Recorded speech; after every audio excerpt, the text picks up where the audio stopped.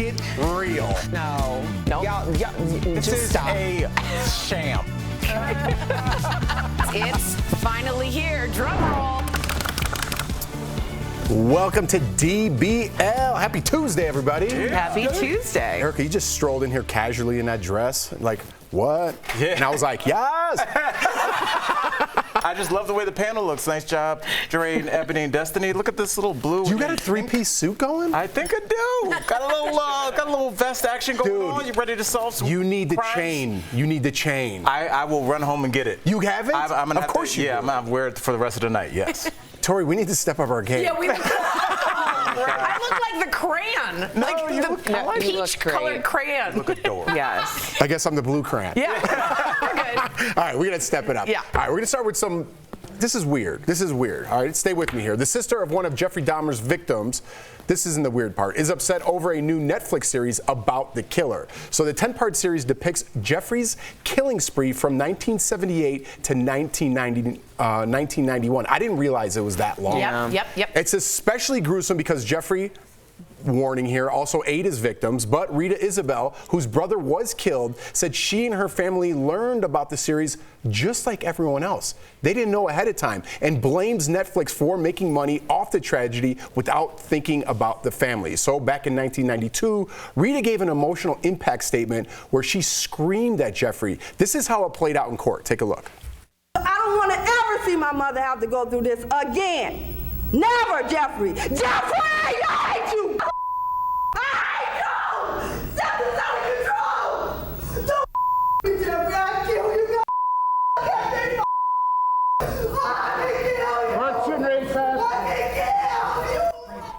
you. Wow, I totally remember that clip. This scene was also recreated for the series, and as you can see, it's so similar that when Rita saw it, she said it was like reliving the trauma all over again.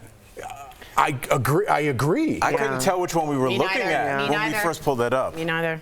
Look, the problem with this is, and I'm going to be the one to start this off, and you all can take it, and I'm going to be the bad guy here, is like, she's absolutely right to feel emotional distress, but they're also okay to put this out there. It's part of American history. It was on court TV. It's already been played. It's public. It's fair game. And it's part of what people like in the true crime series or genre that we're seeing. So as awful as that is, and there's one guy that ran away, got to police in real life, and they brought him back to Jeffrey Dahmer. Think about that family. I'm so angry for them. But that's the story of one of the most notorious serial killers, and that's part of our history. I understand what you're saying, but I think it's one thing to be able to do something, and it's something different how you do it. Because I do agree with you. I think you're right, but at the same time, I don't is like there it, I a was just saying. responsibility? Right, but is there a responsibility to at least not further harm? You know, obviously, we aren't talking about something, yes, it was from 1978 to 1992, but like, everybody else is still here. You know, we're not talking about something that happened 100 years ago, and there isn't like, you know, the effects of people who were there and still grieving. I mean, the idea of losing your sibling at all, but losing them in this way, has to be a perpetual trauma for this woman and everyone who's involved. Horrendous. You know, on the daily. So to be blindsided, to say, okay, not only are we going to tell a part of your brother's story, but we're also going to reenact you and your greatest pain. Couldn't like a email or like a phone call? Yeah, I agree with that. 100% agree with that. They should have been warned. There's some sort of moral. Well, I guess there isn't, but I would think there was some sort of moral obligation to get all the victims together, take a percentage, give that to them, give them a heads up what they're going to put in so that they could see it ahead of time before the regular. This is all my thoughts. We're talking about our thoughts and our feelings. And Tori, I appreciate you saying what you said, because I've always said the same thing. This isn't about emotions, about data points on a spreadsheet somewhere. But I ask the panel this: would this have been the same? Would they have handled this the same if this was the Parkland kids? They're gonna do this. Yes, but would they have like no heads up? No payment, no, because I feel like if this was the Parkland kids, we would have at least seen a situation where they were like, Netflix has donated to this fund or the anti-school shooting, because it is fresher. I mean, 1976 wasn't that long ago, but for a lot of people in this room, it might as well have been 1876. But Parkland is fresh with everybody. And I wonder if they would have found their humanity just to smooth this over a little bit. Because if they had done this exact same scenario, just all of a sudden there's a Parkland documentary, what was it, David Hogg and those incredible young adults Ryan that, Beach, that handled that.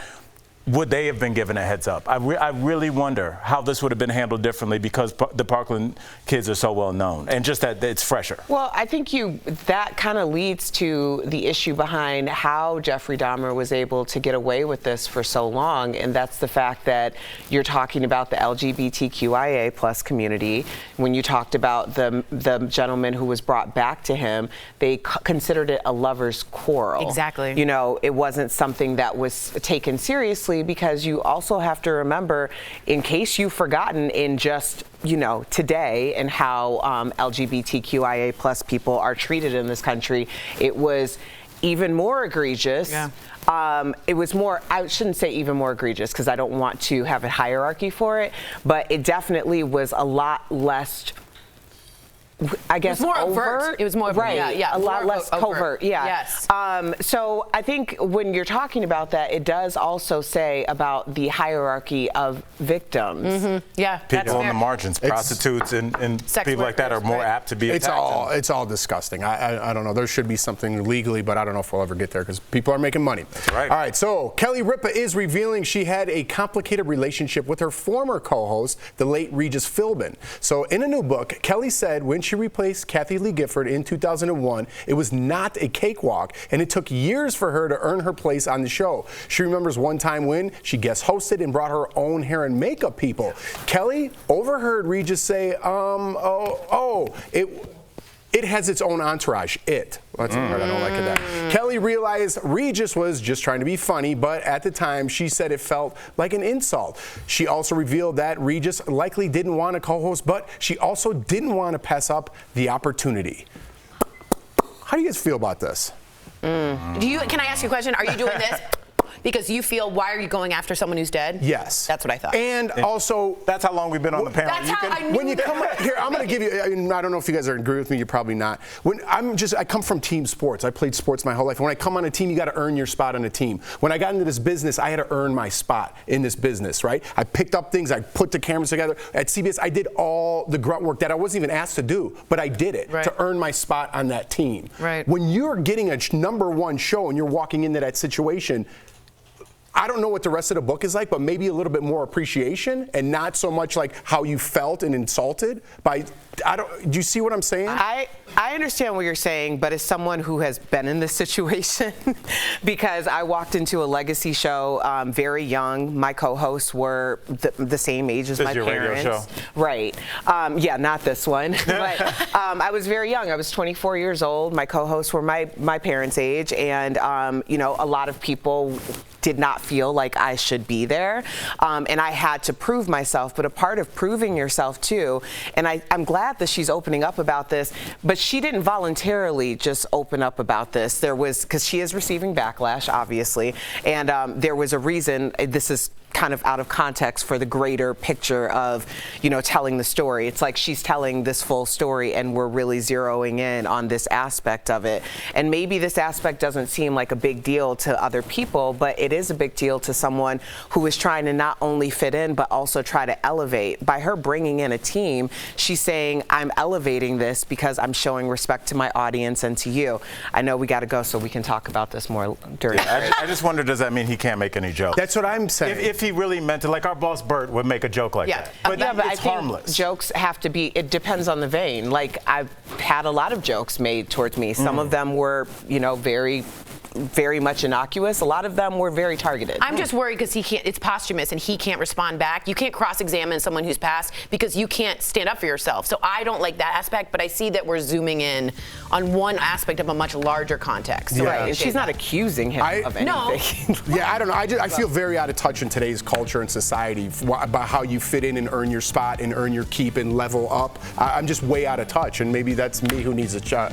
I got you. We'll be right back. Closed captioning provided by Just a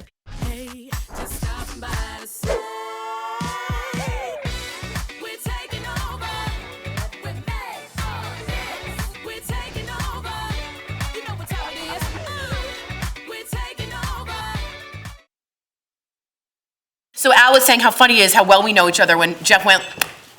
I knew that's because I don't know how it is about saying those things to someone who Regis doesn't have a chance to sort of respond, and I don't know how I feel about that. I think that's a question that's fair to put out there. Does that make sense? Yeah, I mean, it's hard because I feel like there's different personalities. Like there's 60 different personalities in this room that make jokes that, if somebody's quiet, sometimes that means that they're angry, sometimes that means they're focused, sometimes it means they're hungover. Sure. You don't know. You don't know what's going on with anybody, and like it's hard to interpret that when you first. Yeah, you have to have a context. Like, if Al said something stupid like that, or Jeff, or anyone said like, "Oh, it comes with an entourage," I would in no way be offended at all. But I could totally understand someone in a different context that didn't have this friendship and trust. No, you're on my. You're on my thing, Yeah, Steve. you're on everybody's that you wouldn't feel comfortable. So it depends on the relationship. We've been together for Right. 6 We built years, every day, like every weekday. Yeah, we built it. But like when you're walking into something and there's already this like, especially also consider she was a woman coming much into younger. this situation, What much year? younger. What year are we talking about? This was 90 something. Yeah, like And also, abusive. It's right when Matt Lauer was yeah, doing I mean, crazy I stuff. started 2004 on this radio show in Chicago, and it was everything from the fact that I was 24 to I was a woman to I was the first black woman to hold that position. Like, it's a lot. So I can understand there being not like unicorns and fairies. And quite frankly, I don't know if it matters if he's here or not. It's not as though other people haven't spoken their experience about their experience. Does Regis have?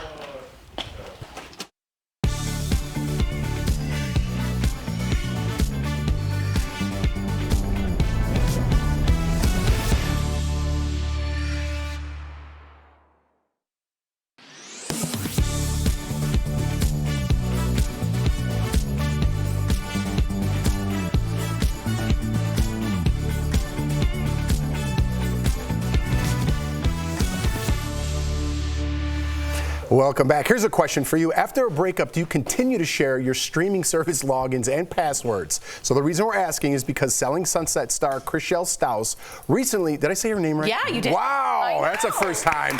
Yeah. Said she still, I don't know why I always say Trishelle or Stow, I don't know what. So she still has the login to her ex Jason Oppenheim's HBO account, and get this, she admits to messing with him when he makes her mad by doing things like changing where he left off on his favorite shows.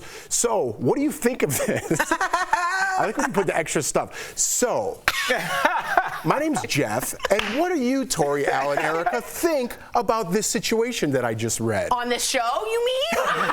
On the show Daily Blast Live. I think it's really funny. I'm not part of it, but I've heard a lot of people saying if they get really upset, they'll like watch a lot of episodes and have the cliffhanger right when they watch it. I know it's not nice and it's a spoiler Who alert. has that kind of time? I share my. I'd be mad password about with my that. ex-wife. I would be super mad about that if they spoiled something. No, I share my password with my ex-wife. Like, I mean, my kids are in that house. And I think it was this weekend when I was in Grand Rapids performing, I got a phone call from her at 2:30 in the morning, and I missed. I was like, okay, one of the kids, something terrible's happened. And I read the message just like, what's your HBO login? And it just said, sorry. That's all it's like. So, yeah. That makes sense though, because your kids are there too. Right.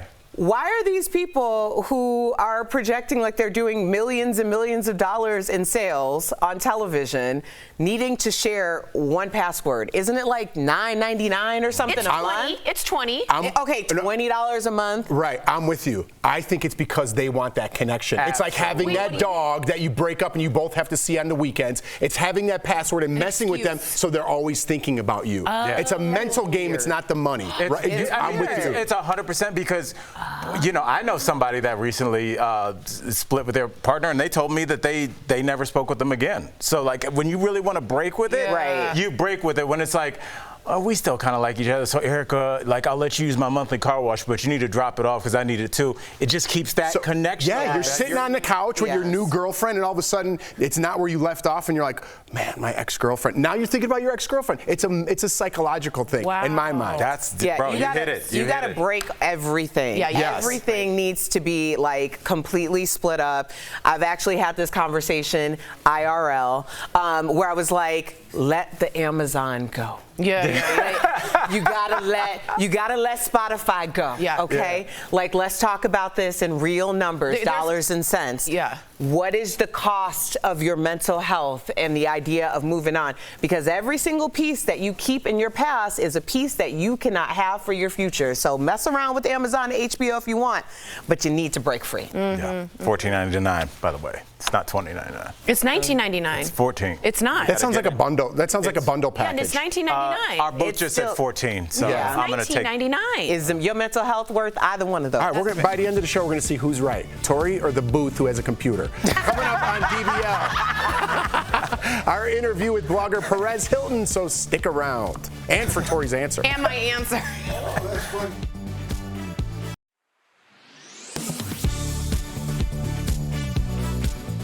If it feels like you're hearing more and more about libraries and school boards removing certain reading material from shelves and curriculum, well, the groups that keep track of this kind of thing would tell you you're right. We looked at recent reports tracking book bans and talked to Will Creeley, legal director for the Foundation for Individual Rights and Expression, to verify how many books are getting formally pulled out of schools and libraries, where it's happening, and why. The American Library Association reports 2021 saw the largest number of attempted book bans since it began tracking that 20 years ago. There's always been some amount of book banning, right? But this is unprecedented. It is a tsunami. It is an avalanche of censorship. PEN America's extensive index of school book bans lists more than 1,600 titles challenged in the last year. Texas has the highest stack of banned books, followed by Florida and Pennsylvania. This is happening everywhere. Historically, challenged books have often centered around language or what might have been deemed mature topics, but targeted books increasingly center around characters and issues, quote, of people who are gay, trans, black, indigenous, people of color, immigrants, and refugees, according to the ALA. 5 of the 10 most challenged books for the last year deal with LGBTQ issues. Creeley says it's a precedent that could impact a variety of beliefs. That axe swings both ways, right? Once you start banning books, it is a very slippery slope. The PEN America report found sometimes books are pulled in political moves from school board officials or even those high up in state government. But most of these book challenges come from local action and advocacy parent groups, typically conservative, aiming to amplify parents' voices in schools. Most of these have only been formed in the past few years. With your Verify, I'm Abby Larico. Tori, why don't you take this? I'll take this one. Welcome back to DBL. He's the most notorious gossip columnist on the internet and was the first to do it. He was even known as the most hated man in Hollywood at one point. Earlier, we chatted with the Perez Hilton about 2000s Hollywood and the new Netflix series he's in. It got real. How much is Netflix? It's $14.99. Welcome to DBL, Perez Hilton. Yeah.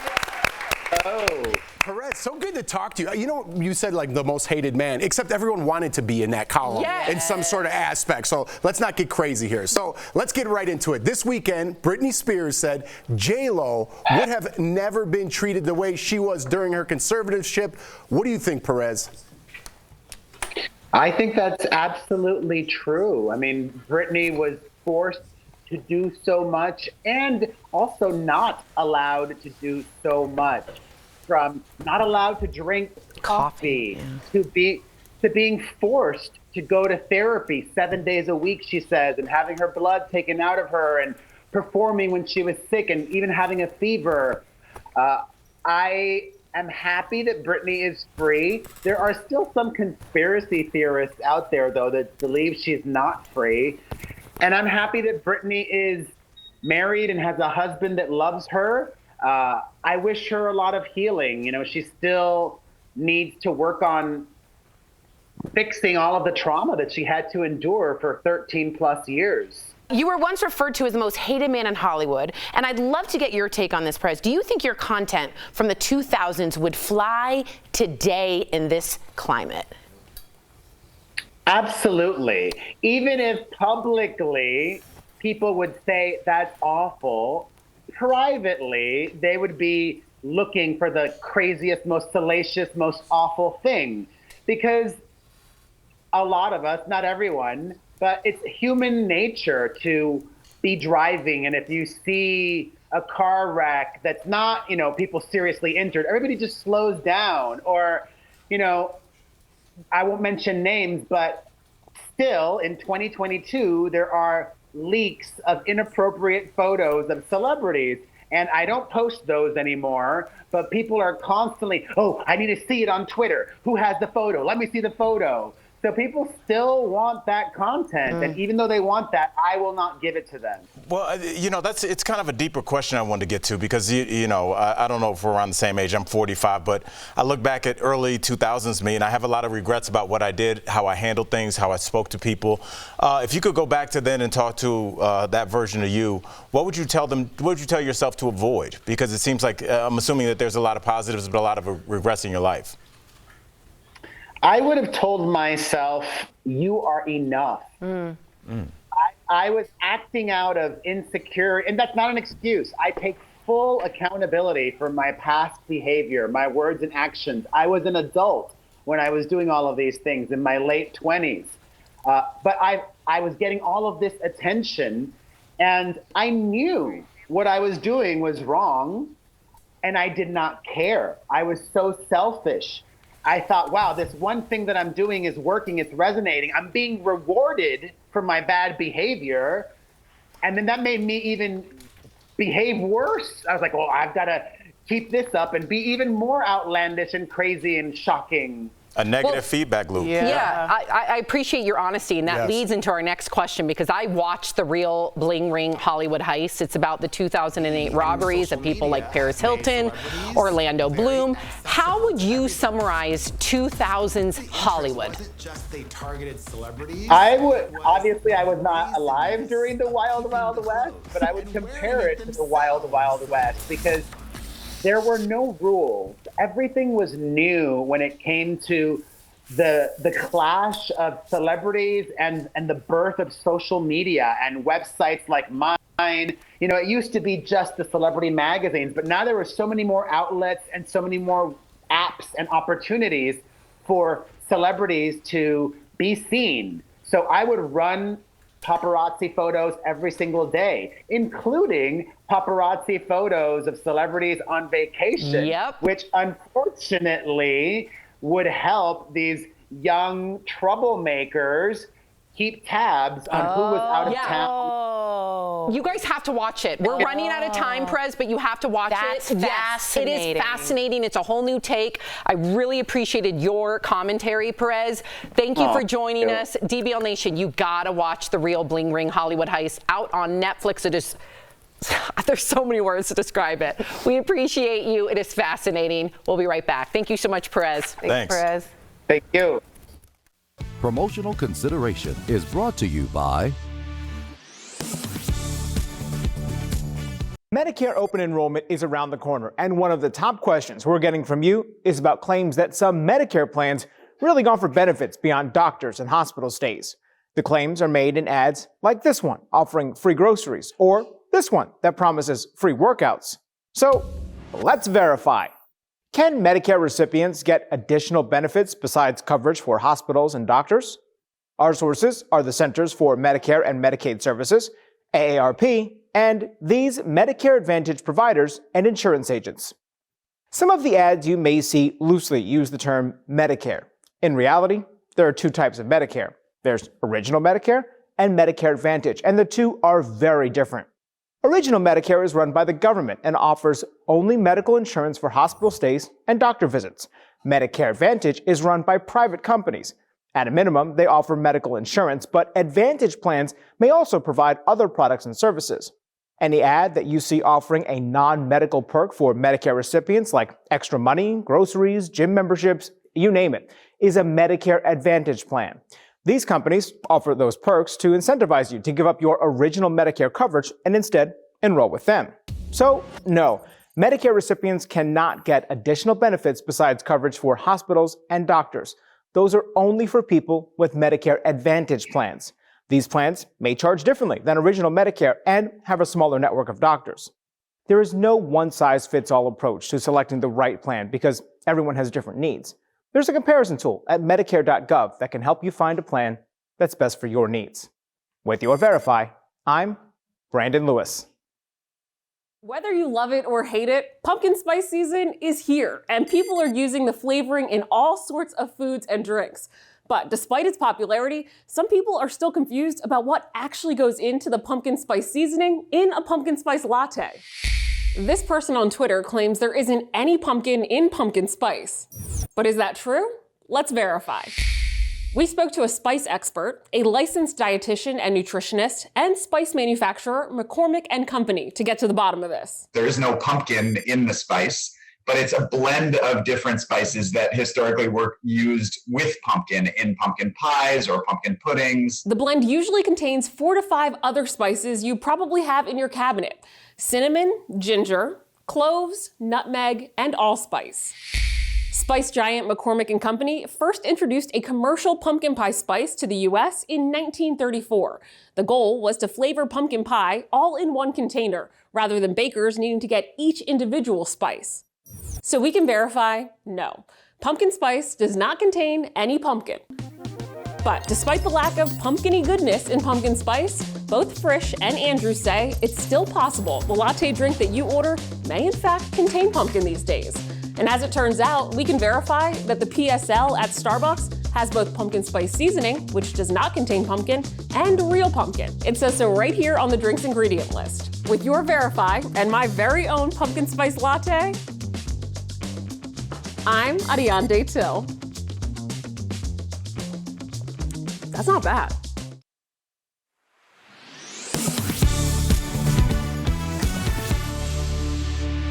Welcome back. If you ever struggle to button a shirt or walk upstairs, you probably know how painful and limiting arthritis and joint pain can be. It's time for some joint and muscle support, brought to you by Omega XL. Strengthening and stretching exercises can reduce pain and stiffness in your hands.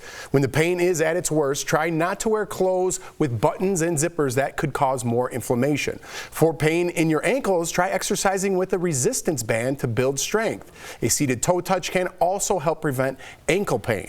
Omega XL has improved the lives of millions of consumers, supported by 30 years of clinical research. Omega XL's powerful and proven benefits have transformed the lives of athletes, celebrities, and dedicated daily users. Call 1-800-686-5325 or visit OmegaXL.com for more information. Let's get back to streaming services. Why? Well, I think you might be wrong on that because they checked it out. So you were thinking about Netflix. I was. HBO is $14.99. And Netflix is $19.99. Yes, I believe so. If you could only have two, do you have a top two? Do you know which top? I'll give you mine while you guys think.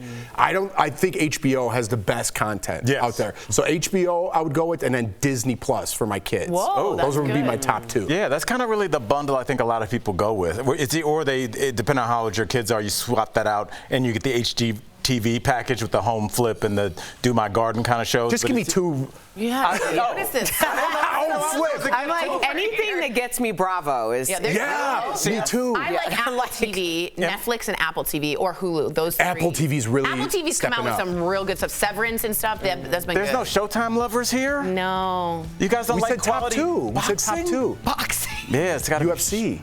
ESPN Plus. I'm with you, Bravo. Bravo. All right. We'll see you guys tomorrow, same time, same place.